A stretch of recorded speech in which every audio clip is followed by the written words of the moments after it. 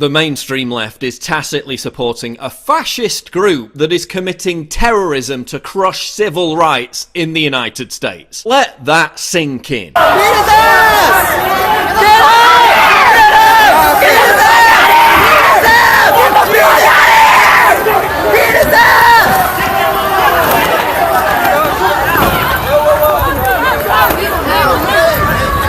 To just make a statement by being here, and I think the protesters are doing the same, and props to them for the ones who are doing it non-violently, but I think that's a very rare thing indeed, so thank you. Are you surprised, ma'am?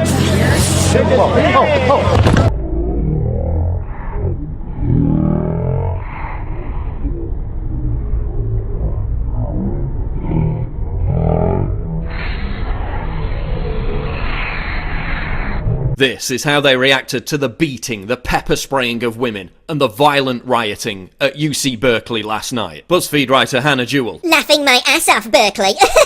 Vice writer Hussein Kasvani. Listening to Milo on Fox in light of all the stuff happening in Berkeley, and how he's been allowed to appear reasonable in all this. Right, so a gay man giving a talk about offensive Halloween costumes versus violent rioters attacking women with pepper spray and flagpoles.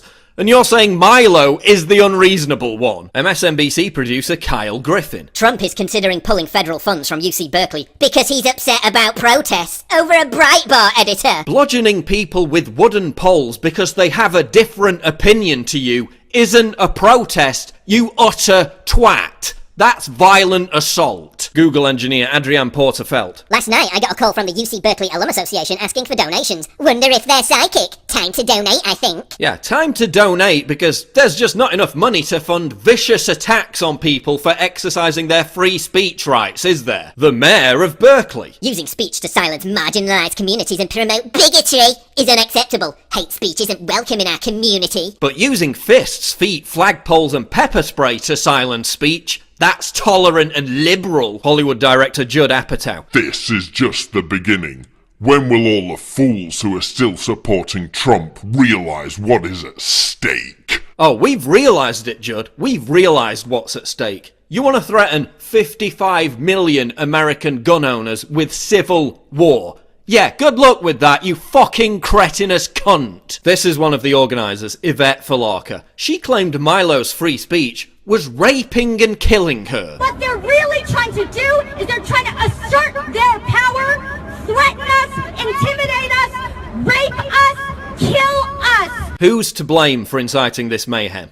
Time magazine for legitimising violent riots during Ferguson. Newsweek for celebrating the attack on Richard Spencer. The Nation for romanticising the attack on Richard Spencer. Regressive leftists like Nazreen Malik who say violence against Trump supporters should be tolerated. Regressive leftists like India Knight and the deluge of other journalists who called for or joked about Trump being assassinated. George Soros, financier of domestic terrorism. Arrest him and confiscate his wealth. Let's put this in perspective. The left is more outraged about Trump's Supreme Court pick calling his high school club Fascism Forever as a joke back in the 80s than they are about actual fascists viciously beating innocent people. Oh yeah, and good job, Antifa. So instead of a speech to 200 people, you gave Milo and his message a national media platform that reached millions of people. Well done, idiots! Let's be clear though, Antifa doesn't care how many times you insult them. They don't care that they're loathed by the vast majority of Americans. This is not about attracting support. It's about intimidating people out of exercising their First Amendment right to attend a Milo event. These people are fascists. Antifa also knows that it can rely on the mainstream media to report the fake news that this was a protest. It wasn't a protest, it was a violent riot. But the media will continue to report that it was a protest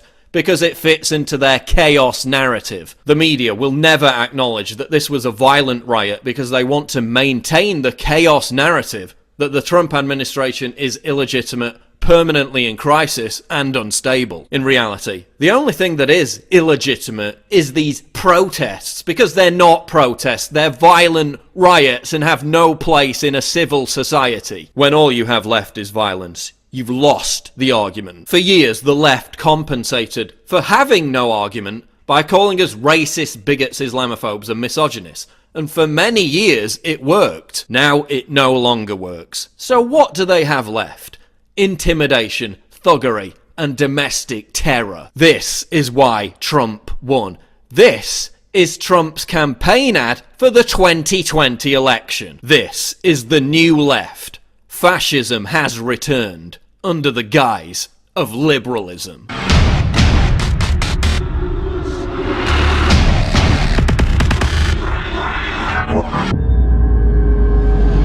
Click the link below to subscribe to the channel, and for more breaking news go to Infowars.com.